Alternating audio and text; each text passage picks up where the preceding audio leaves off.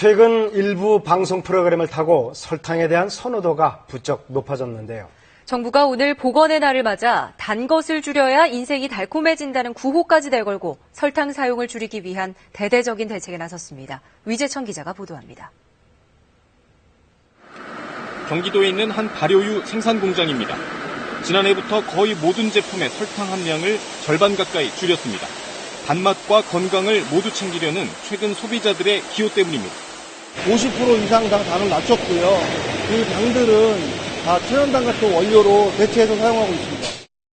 하지만 기대와 달리 우리 국민들이 가공식품을 통해 섭취하는 설탕량은 해마다 늘고 있습니다.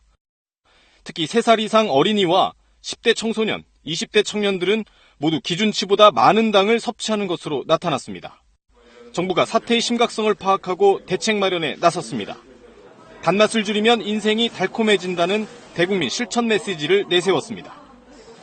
먼저 학교에 커피 자동 판매기 설치가 금지되고 어린이와 청소년이 자주 찾는 곳에선 탄산음료를 팔지 않도록 권고하기로 했습니다. 또 가공식품 업체의 자발적인 당류 저감 계획을 유도하고 당 함량 표시도 더 강화됩니다.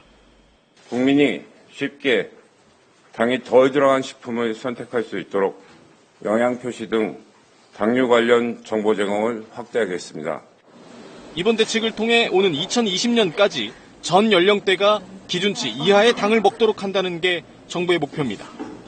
KBS 뉴스 위재천입니다. 자연 상태에서 인간은 과일이나 벌꿀에서만 당분을 섭취할 수 있었습니다. 사탕수수에서 설탕을 만들어낸 뒤부터 당분 섭취가 증가하기 시작했는데요.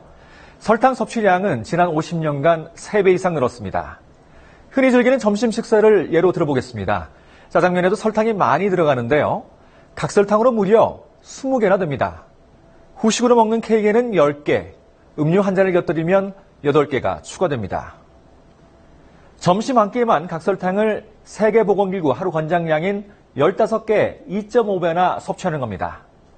설탕은 술, 담배처럼 의존성이 있습니다. 뇌에서 만족감을 느끼게 하는 도파민의 분비를 억제해 계속 단 것을 찾게 만듭니다. 중독되는 것이죠. 에너지원으로 쓰이고 남은 당은 지방으로 몸에 쌓입니다.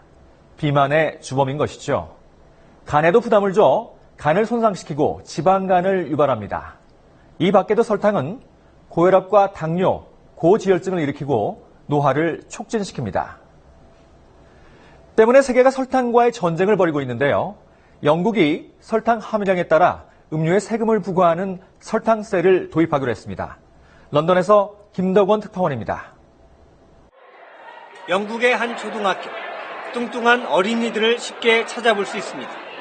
현재 영국 초등학생의 33%가 비만인데 2050년에는 90%가 비만이 될 것이라는 전망도 나왔습니다. 원인은 과도한 설탕 섭취, 특히 탄산음료가 주범입니다.